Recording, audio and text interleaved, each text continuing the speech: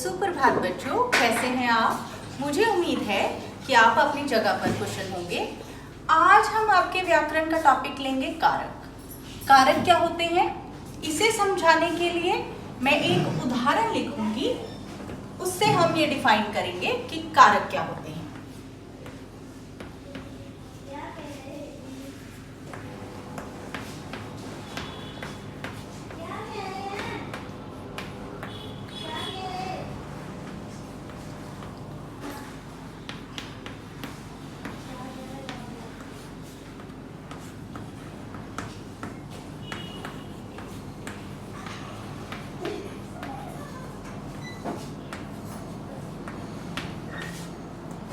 इन दोनों सेंटेंसेस को पढ़िए। राम रावण मारा, अध्यापिका बच्चों पढ़ाती है। आपको लग रहा है ये सेंटेंस क्या है, इनकरेक्ट है। इनके बीच में कुछ होना चाहिए था। राम ने रावण को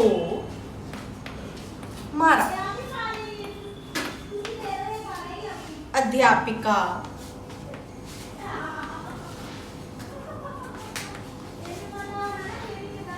बच्चों को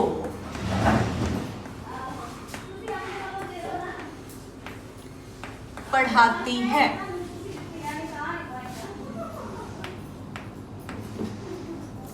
तो यहाँ पे जो ने है और को है, यहाँ पे जो को है, ये क्या है, संज्ञा शब्दों का वाक्य के अन्य शब्दों के साथ, क्रिया के साथ संबंध जोड़ रहे हैं। संज्ञा शब्दों का क्रिया के साथ संबंध जोड़ने वाले जो शब्द हैं, उन्हें हम क्या कहते हैं, कारक कहते हैं। ये क्या है, अध्यापिका संज्ञा है, राम क्या है, संज्ञा है, रावण क्या है, संज्ञा है, मारा क्या है, क्रिया। इसी तरह पढ़ाती क्या है, क्रिया। तो क्रिया के साथ संज्ञा शब्दों को जोड़ने वाले शब्द क्या कहलाते हैं, कारक कहलाते हैं। फिर से समझा रही हूं, किसी भी सेंटेंस में, जैसे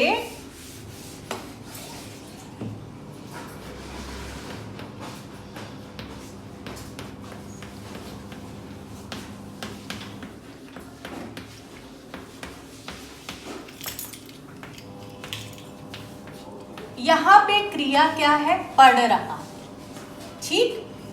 तो राकेश क्या है, संज्ञा, किताब क्या है, संज्ञा। संज्ञा शब्दों को क्रिया के साथ जोड़ने वाले शब्द क्या कहलाते हैं, कारक।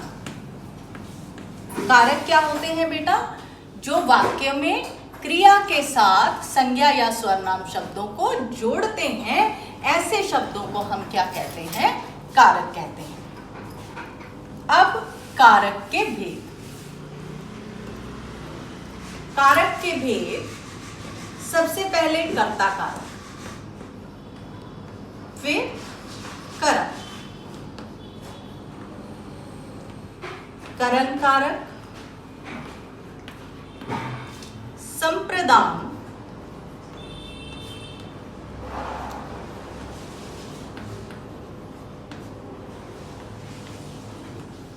अपादान,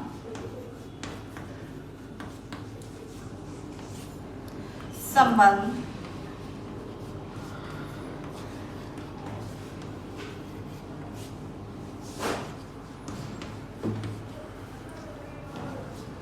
अधिकरण,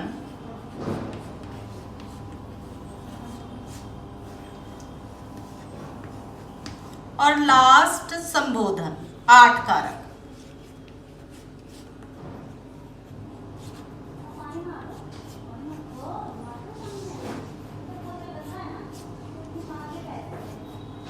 लास्ट क्या है, संबोधन। अब कारक क्या है, क्रिया से रिलेटेड है। तो सबसे पहले क्रिया करने वाला, इसके प्रसर्ग क्या होंगे, मतलब इनके साइन क्या होंगे। कर्ता ने, कर्म के साथ लगेगा को, करण से। यह भी आप इसी तरह लिखिए, इसको मैं समझाती हूं, इलेबोरेट करती हूं। संप्रदान के लिए को अपादान से संबंध काके की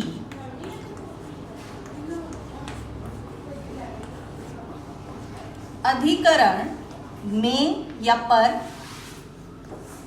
संबोधन हे अरे सुनो। संबोधन नाम से ही पता लग रहा है कि जब हम किसी को संबोधित करते हैं या संबोधन करने वाले जो शब्द हैं वो क्या होते हैं, संबोधन कारक। तो यहाँ पे प्रसर्ग क्या होता है, इनके विभक्ति चिन्ह है। किस चीजों से, किन चिन्हों से हमें पता चलता है कि ये कौन सा कारक है। ने जब लगा हो तो वो कर्ता कारक है, को जब लगा हो तो कर्म होता है, से जो होता है कर्म कारक, संप्रदान के लिए को, अपादान से संबंध कारक, का के की, अधिकरण में पर, संबोधन हे अरे सुनो। अब आपको मैं इन सब के बारे में समझाती हूँ। सबसे पहले हम लेंगे कर्ता। कर्ता कारक क्या है? कारक मैंने आपको पहले भी बताया कि किससे रिलेटेड है, क्रिया करने से। अब जो व्यक्ति कार्य कर रहा है वो क्या है, कर्ता कारक। यहां पूरा लिखिए, जो व्यक्ति कार्य कर रहा है। जैसे मैं आपको इस वक्त पढ़ा रही हूं तो अध्यापिका पढ़ा रही है,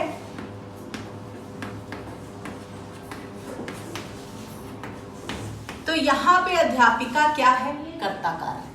कार्य को करने वाला हमेशा क्या आएगा, कर्ता कारक। अगर आपको इस सेंटेंस में बोला जाए कि कर्ता कारक क्या है, तो क्या है, अध्यापिका। जो कार्य कर रहा है वहां पे क्या है, कर्ता कारक। राम ने रोटी बनाई,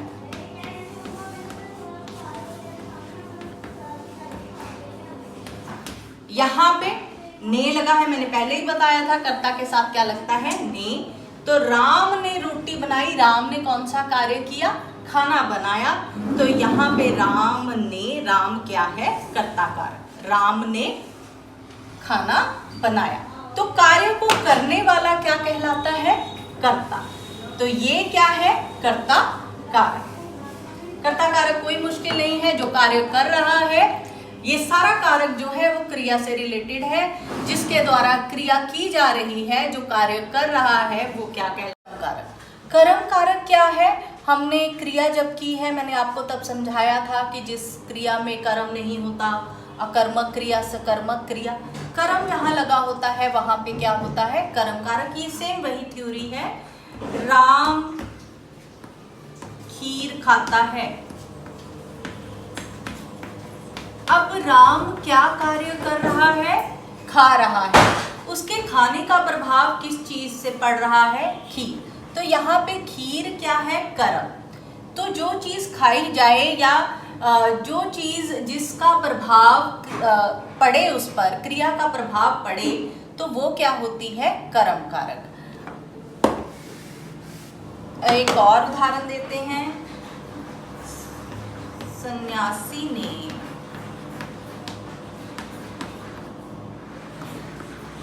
घोड़े को सहलाया।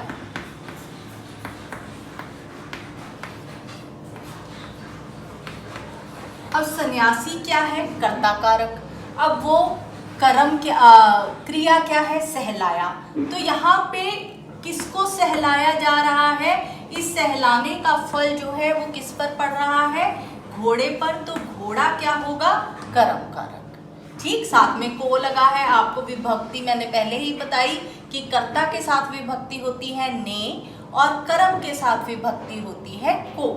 तो यहाँ पे सन्यासी ने घोड़े को सहलाया, तो को लगा है, और जो क्रिया है उसका फल किस पे पड़ रहा है, घोड़े पर। तो ये क्या है, कर्म कारक। इसी तरह राजू अपने जूते चमकाता है।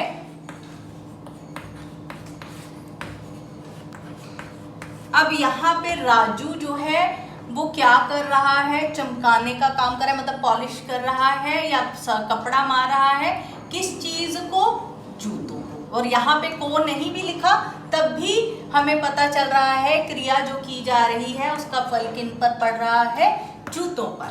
तो ये जूते क्या है, कर्म कारक। ठीक, जहां आपको पहले भी जैसे सकर्मक क्रिया में मैंने आपको बताया था कि जहां कर्म इस्तेमाल होता है वो क्या होता है, कर्म कारक। कारक में क्रिया का फल जिस वस्तु पर पड़ता है उसे हम क्या कहते हैं, कर्म कारक। ठीक है जी।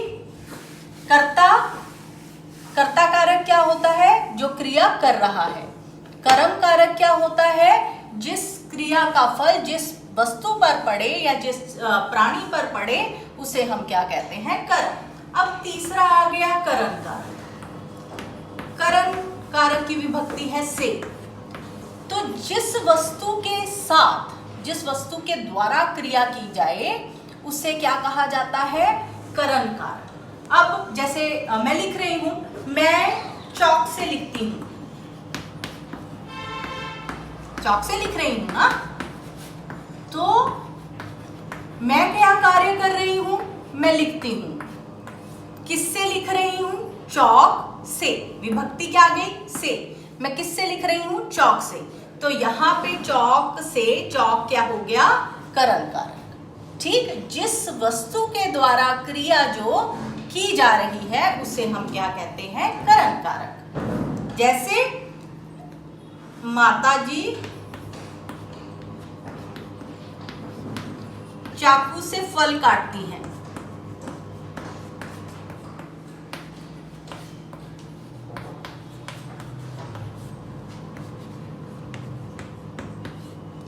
तो यहां पे चाकू से फल काटा जा रहा है। क्रिया किसके द्वारा की जा रही है, किस चीज के द्वारा की जा रही है, चाकू से। जिस चीज के द्वारा हम क्रिया करते हैं, संपन्न करते हैं, जिस की हेल्प लेते हैं, तो वो क्या कहलाता है, करण कारक। इसकी विभक्ति क्या है, से।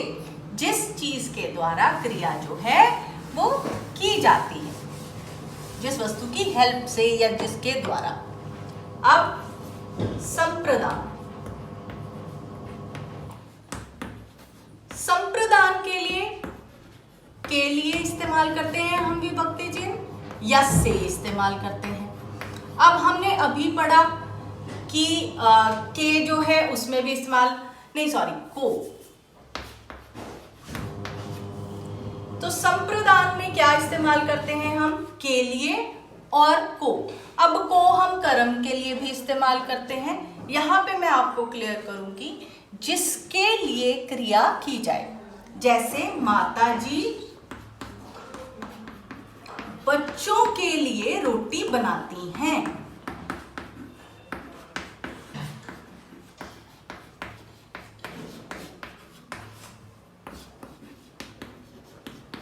रोटी बनाने की क्रिया किसके लिए की जा रही है, बच्चों के लिए।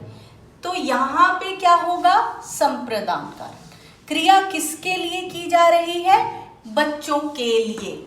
के लिए इसका विभक्ति चिन्ह भी है, तो के लिए संप्रदान। और दूसरा को क्या आता है इसमें, जब हम किसी देने का भाव दर्शाते हैं। गरीबों को खाना दो,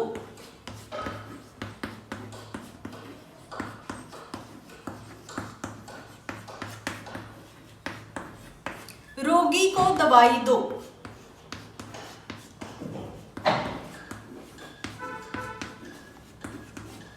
यहां पे क्या है, देने का भाव दर्शाया जा रहा है। विभक्ति चिन्ह को भी लगा है और के लिए भी लगा है। ठीक, के लिए जब किसी चीज के लिए, किसी के लिए स्पेसिफाई क्रिया की जाए, जिसके लिए किया जाए, वो क्या है, के लिए। और दूसरा, जहां देने का भाव आ जाए, जब हम किसी चीज को, किसी व्यक्ति या वस्तु को देते हैं, जहां देने का भाव आ जाए, देने के भाव से को लिखा हो, वहां पे भी क्या आएगा, संप्रदान कारक। अब ये समझना है आपको, कर्म कारक और संप्रदान में अंतर। ये हम लास्ट में करेंगे। पहले आप इतना जान लीजिए, जिसके लिए कार्य किया जाए, क्रिया की जाए, जिस चीज के लिए या जिस व्यक्ति के लिए क्रिया की जाए वो क्या है? संप्रदान। और जब कोई चीज देने का भाव हो, कोई भी चीज किसी को देने का भाव हो तो वो क्या है? संप्रदान कारक। इसके विभक्ति चिन्ह क्या है? के लिए और को। नेक्स्ट, अब आइए अपादान। अपादान का विभक्ति कारक भी क्या है? से। अब आप कहेंगे कि करण कारक में भी हमने से लगाया है, अपादान में भी से है, तो चीजें फर्क कैसे पता चलेंगी? तो करण कारक में हमने क्या कहा था? जिस वस्तु के द्वारा क्रिया की जाती है, जो हेल्पिंग हम लेते हैं, जैसे मैं चौक से लिखती हूँ, वहां पे से जो है मैंने लिखने की क्रिया की, उसकी सहायता किससे की? चौक से। तो यहाँ पे अपादान क्या आएगा? दो चीजें जब आपस से बिल्कुल अलग हो जाएं, तब उनका अलग होने का भाव जो है वो से कहलाता है। जैसे पेड़ों से पत्ते गिरते हैं, पेड़ से पत्ते हमेशा के लिए अलग हो गए, अलग होने का भाव आ रहा है, तो यहाँ पे से जो लगा है वो क्या होगा? अपादान कारक।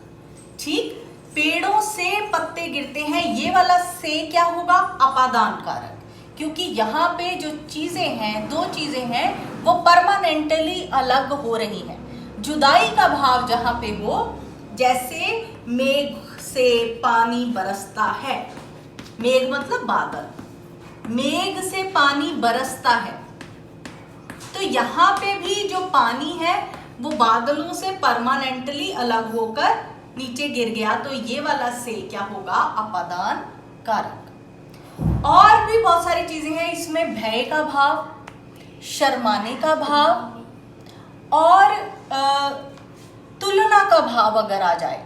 भय का, मैं छिपकली से डरती हूं,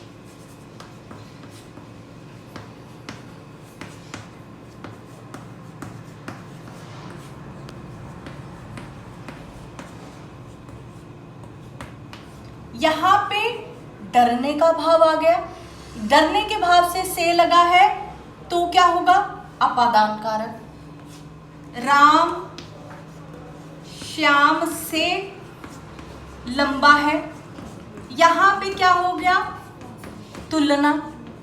जब हम कंपैरिजन करते हैं किसी का किसी के साथ, तो कंपैरिजन का से, तो ये क्या होगा? अपादान कारक। उसके बाद बहू ससुर से शर्माती है,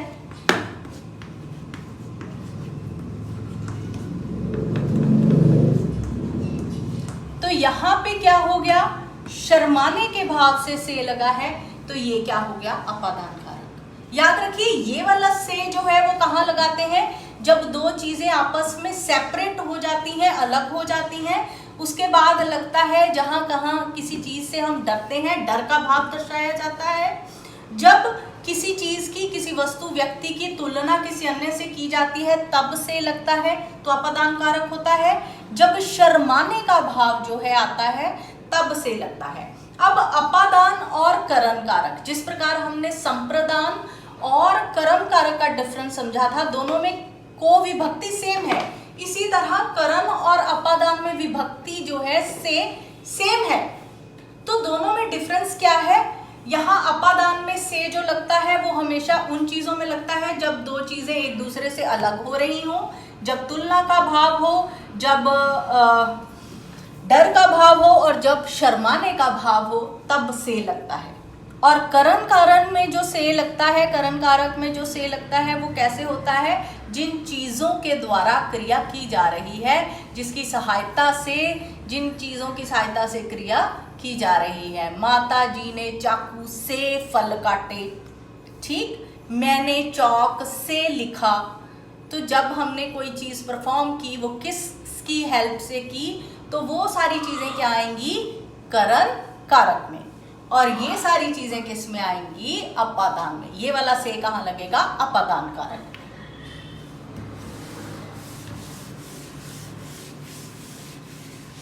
अब हम करेंगे संबंध कारक। संबंध कारक क्या है?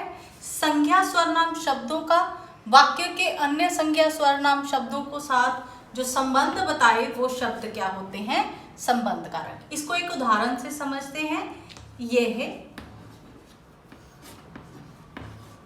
रीना का बैग है। इसकी विभक्ति पहले मैं ऊपर लिख देती हूं, का, के, की।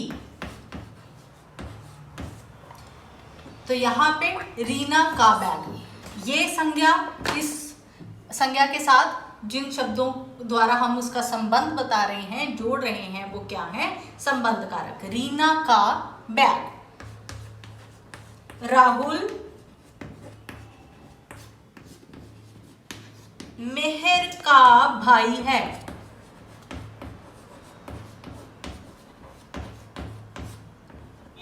यहां मेहर का, राहुल किसका भाई है? मेहर का। मेहर का संबंध किसके साथ बताया जा रहा है? राहुल के साथ। ठीक। का, के, की। वे राम के पिता हैं।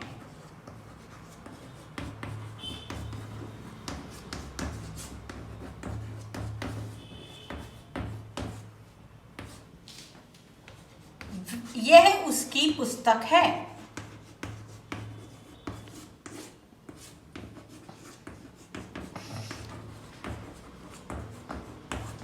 ठीक। तो संज्ञा शब्दों का अन्य संज्ञा शब्दों के साथ संबंध बताने वाले शब्द जो होते हैं वो क्या होते हैं? संबंध कारक। काके की, उसका भाई, उसका बैग, इस तरह जो चीज किसी से रिलेटेड है, संबंधित है, वो क्या है? संबंध कारक। नेक्स्ट, अब है अधिकरण कारक।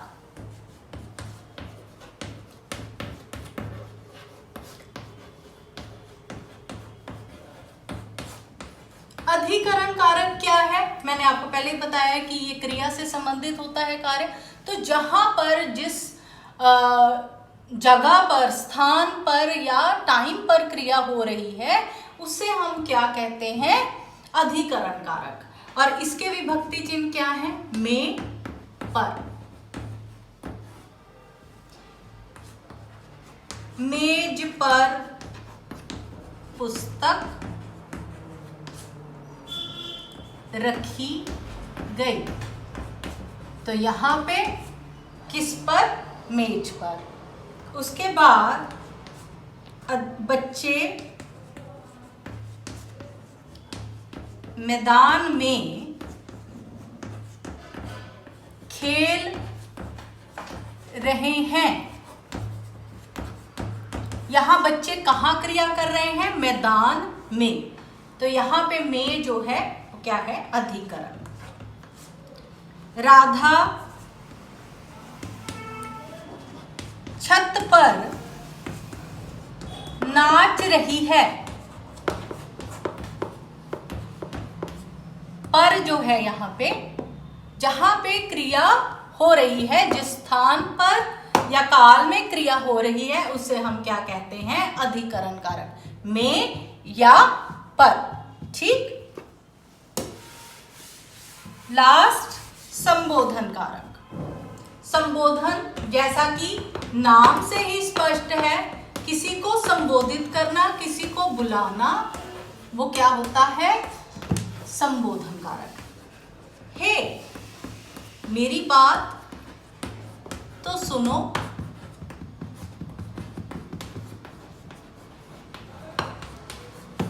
अरे इधर आओ।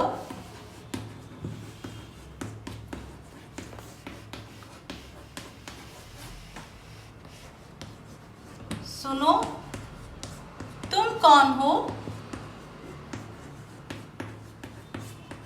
इन सारे सेंटेंसेस में हम क्या कर रहे हैं? किसी को संबोधित कर रहे हैं, किसी को बुला रहे हैं, किसी से बात कर रहे हैं। हे, मेरी बात। अब उसको अरे इधर आओ, इस तरह किसी को संबोधित करने कर। सुनो, तुम कौन हो? तो इसे हम क्या कहेंगे? संबोधन कारक। इसमें ये तीनों होते हैं, हे, अरे, सुनो। ठीक।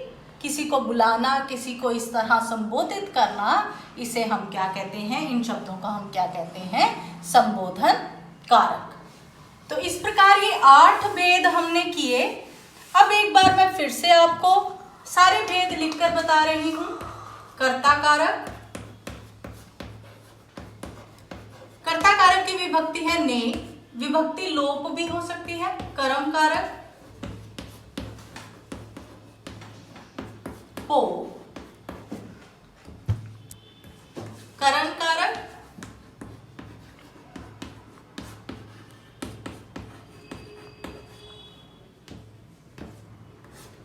संप्रदान,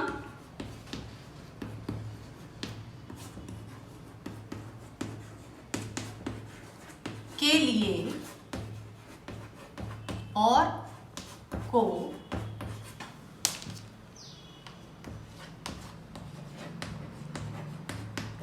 अपादान कारक,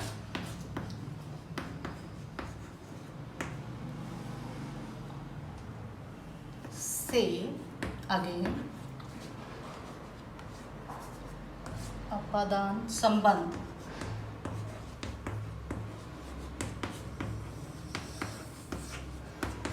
का, के, की, देन अधिकरण,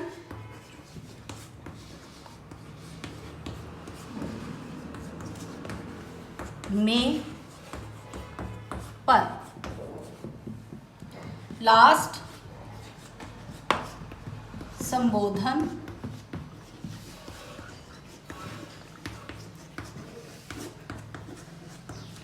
हे, अरे, सुनो। यहां सिंपल कार्य को करने वाला कर्ता, राम ने रावण को मारा, कर्ता कारक। अब एक सेंटेंस में बहुत सारे कारक हो सकते हैं, केवल एक नहीं होगा बेटा। आपको जिसको चूज करने के लिए बोला जाए आप वही करेंगे, ठीक। एक सेंटेंस में बहुत सारे कारक हो सकते हैं। तो सबसे पहले कर्ता कारक ने, राम ने खीर खाई, राम सो रहा है, जो भी कार्य करने वाला है वो कर्ता कारक। कर्म कारक, जिस पर क्रिया का फल पड़ता है, राम ने खीर खाई, खाने की क्रिया का फल किससे पड़ रहा है, खीर पर, तो वो क्या है, कर्म कारक। करण कारक, करण कारक क्या है, जिसके द्वारा, जिसकी सहायता से क्रिया की जा रही है। मैं चौक से लिखती हूँ, मैं किताब से पढ़ा रही हूँ, माता जी चाकू से सब्जियां काट रही हैं। तो ये वाला से जो है वो क्या है, करण कारक, जिसकी सहायता से क्रिया की जा रही है।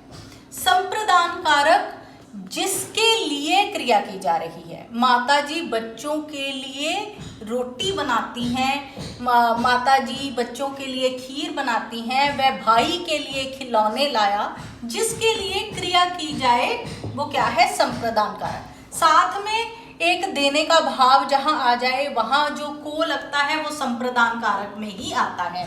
उसने भिखारी को खाना दिया, गरीब को खाना दे दो, रोगी को दवाई दे दो। जब देने का भाव आ जाता है, जब हम कोई चीज गिवन करते हैं, तो वहां पे क्या आएगा, संप्रदान कारक। अपादान कारक, ये मैंने आपको बताया, ये जुदाई भाव का स लगता है इसमें।